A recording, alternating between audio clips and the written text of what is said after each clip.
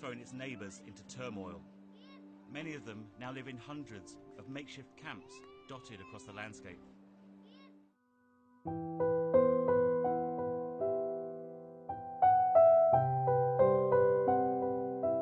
It's pretty hard to imagine how bad the situation would be where Aya's father feels possibly the only way forward is for them to be separated from their children so their children can find somewhere else to live.